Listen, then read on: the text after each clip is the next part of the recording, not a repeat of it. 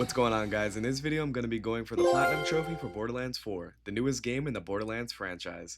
I've been playing the Borderlands games ever since the first one when I used to have an Xbox 360 and couldn't wait to finally play this game. I have the Platinum Trophy for a couple of the games like Borderlands 3 and Pre-Sequel and wanted to add this game to that list. I'm debating getting the Platinum Trophies for the whole franchise, so maybe one day in the future I will. There's 36 trophies including the platinum, and most of the game I did play without a guide, but for some trophies, Power Picks was a really good source of information, as there isn't many guides on this game at the moment of creating this video. For anyone who hasn't played this game, there will be tons of spoilers, so just want to give a heads up. I had two separate playthroughs that you'll see gameplay of. A playthrough where I played with friends using Rafa the Exo Soldier, and another solo playthrough using Vex the Siren. So let's jump right into it. We start the story off being captured, and a warden takes us over to have a discussion with this guy named the Timekeeper. He installs a bolt on us, which allows him to take complete control of our body and anyone who possesses a bolt. We get saved by someone named RJ, and he breaks us out of imprisonment, and throughout this epilogue is where we learn all the controls of the game. By the end of the epilogue, RJ gets taken over by the Timekeeper and loses his life, but in his last moments he informs us to go find Claptrap. Claptrap is the leader of the Crimson Resistance and recruits us upon learning that we are a Vault Hunter. We assist Claptrap in reaching his safe house, where he sends out a message to recruit others to join the Crimson Resistance. He gets a response from someone named Rush, and Rush joins the Crimson Resistance, and then we are informed to meet up with him. On our way to Rush, we find this giant bubble surrounding this area, and upon going inside it, we find a mini boss named Icebox that we have to defeat. Once we defeated Icebox, we pop our first trophy for defeating a world boss. We meet up with Rush and his crew, and they get a lead that someone who used to work for the Order may want to join the Crimson Resistance, and they may want to assist us in going up against the Timekeeper. This person ends up being Zadra. Zadra ends up getting captured, and we have to go and save her. Before rescuing her, we complete some side missions and reach level 10 to pop our second trophy.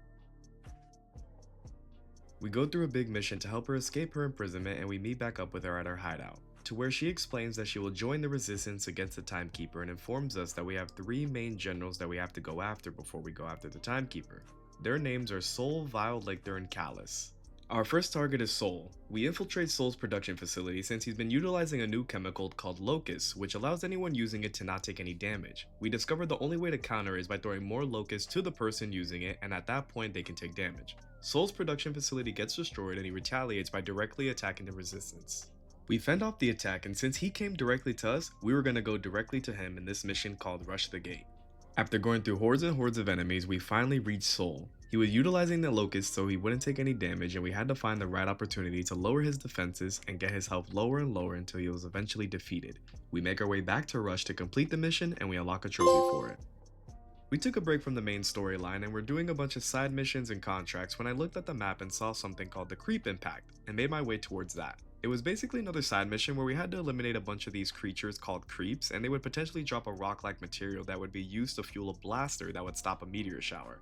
We had to collect a certain amount of rocks each round with only 3 minutes per round. We went all the way to the platinum round and completed it, and was rewarded with a bunch of loot chests and another trophy. Very shortly after that, we do hit level 30 and unlock a trophy for hitting that level.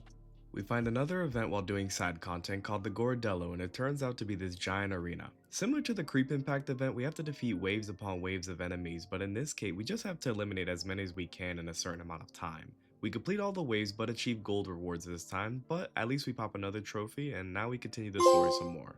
Zadra informs us that we must head to this area called Terminus Range to look for a group of people called the Augurs so we can gather information on Vile Lictor. This is where we get introduced to Kaldur. Kaldur has us assist him in sneaking into his old office to retrieve a relic for him, and we defeat a bunch of enemies to take the relic back to the Augurs, to which they accept us to join them.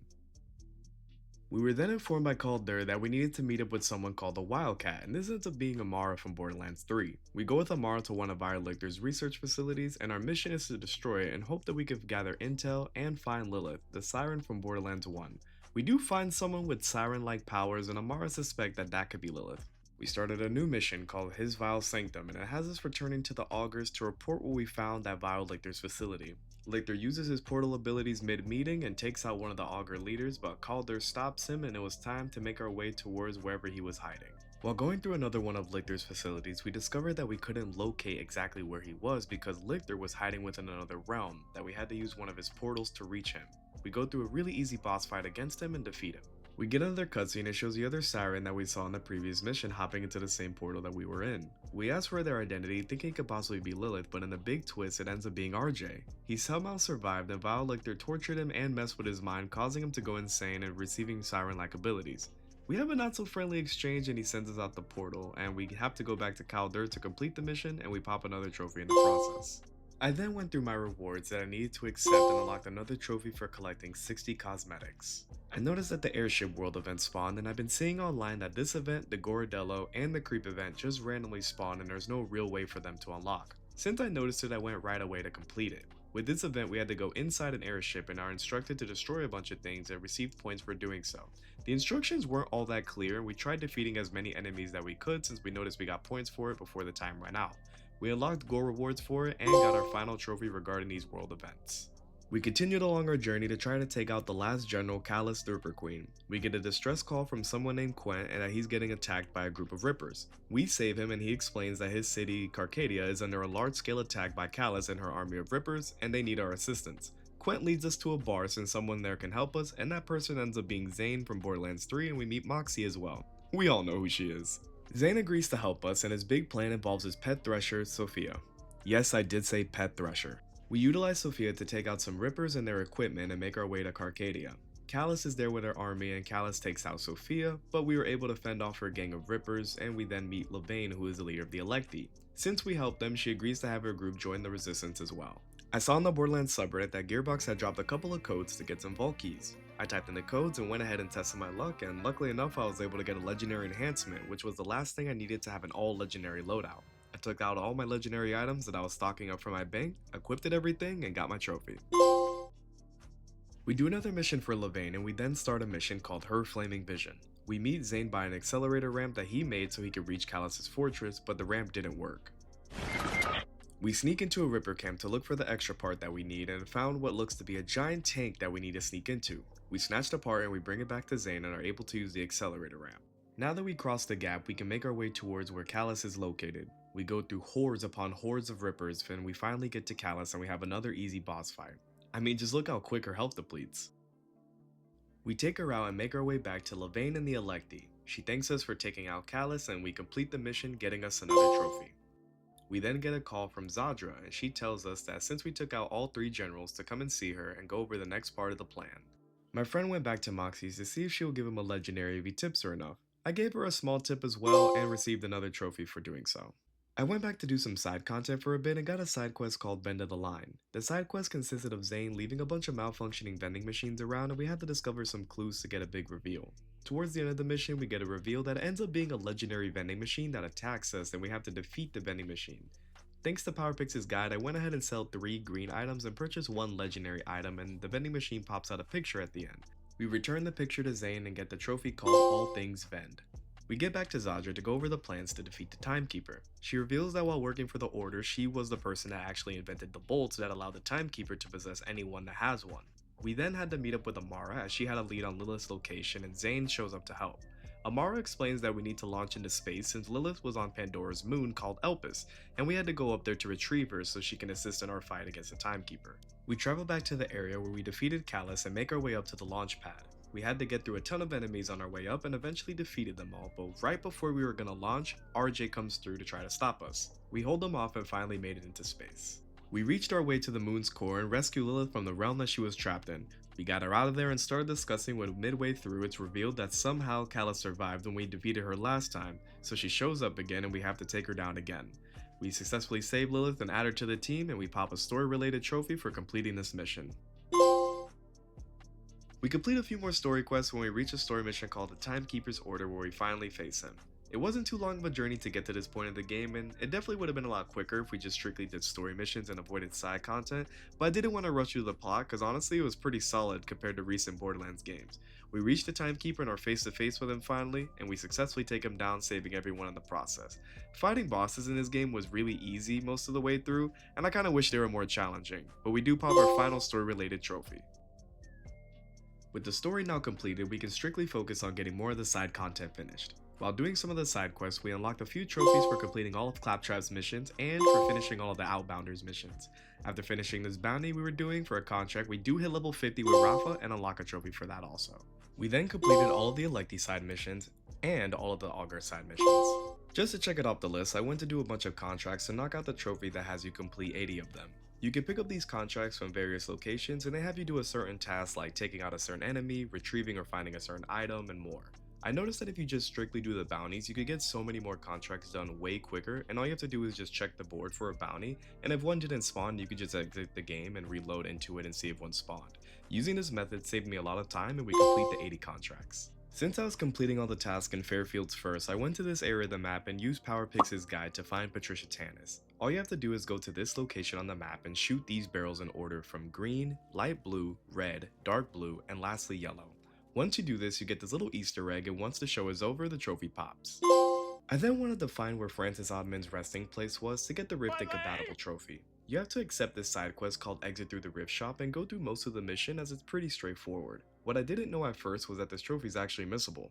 Towards the end of the mission, you get the option to either shoot Francis Oddman or punch him. On my Rafa playthrough, I just shot at him thinking nothing of it and completely missed the trophy. You actually have to punch him and then he falls into this rift and he gets teleported somewhere else. On my Blex playthrough, I did just that and have to go to this location, simply walk up to him and you get the trophy. Apparently the side mission only unlocks after you beat the main story as well. I've been hearing complaints about finding Dave the Burrito, so I went to go knock that out. You essentially just have to find 15 burritos scattered around Dominion City and shoot them. The thing is, the burritos are in the most obscure locations and it seems almost impossible to find them without a guide. So you already know I had the PowerPix guide loaded up and followed it to a T. I honestly have no idea how they were able to find all these burritos, like you literally have to have a guide or something to do this.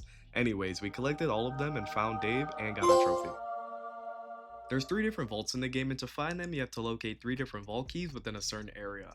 Once you obtain them, you have to locate the actual vault itself, and to complete the vault you have to defeat a bunch of enemies and there's a different boss at the end of each one. When you do your first vault, it does seem really exciting because this really cool animation happens when the vault portal opens up, but the loot I've received when completing each vault was really lackluster, which made it pretty disappointing. I honestly received better loot doing contracts and just normally playing the game. Once we defeated the final vault boss, we unlock our trophy. Once all the vaults were done, that made every activity completed in Fairfields and Terminus Range. I drove all around those 2 areas and discovered all the named locations and unlocked trophies for each.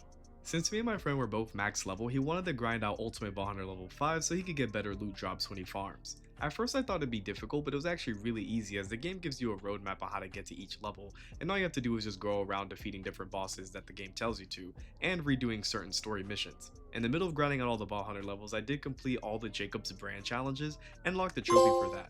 And for the final boss, we just had to take down the Timekeeper again, and we get the Gear 5 trophy for it. While completing all the remaining activities, I ended up visiting all the named locations in Carcadia Burns and the Dominion City, which takes care of all the trophies regarding traveling the map.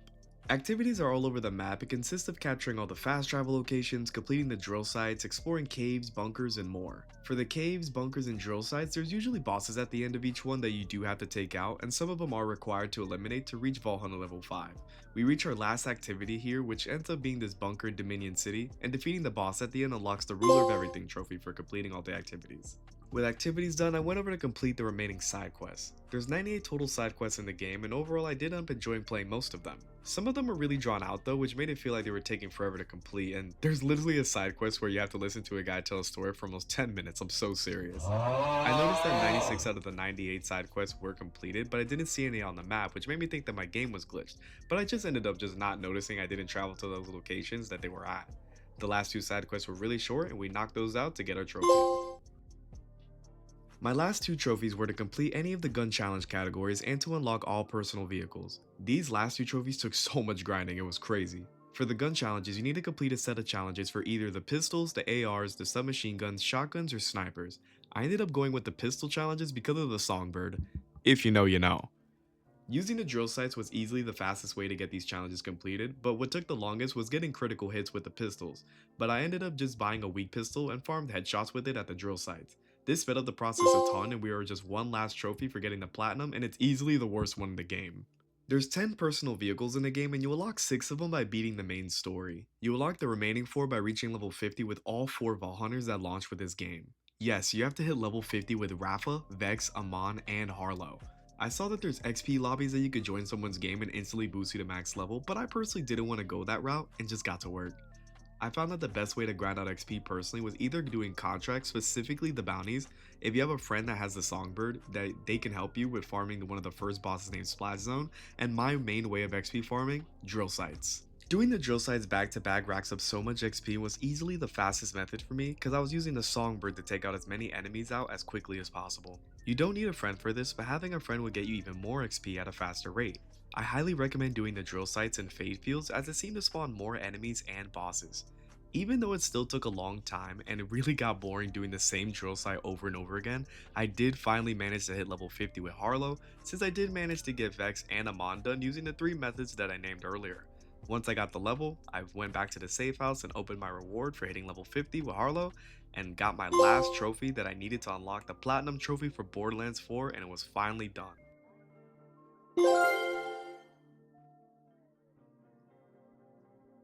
Outside of grinding out the last trophy, which is easily the worst one to go for and will take the longest to complete by far, I still had a great time playing this game, and it's honestly my favorite Borderlands experience is Borderlands 2.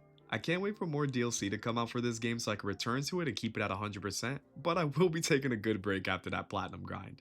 If you enjoyed this video, I would highly appreciate if you left a like and comment your thoughts on it. And will you be going for the Borderlands 4 Platinum Trophy? If you'd like to see more Platinum videos similar to this one, then I would highly recommend subscribing, and I hope you have a great day. See you in the next one.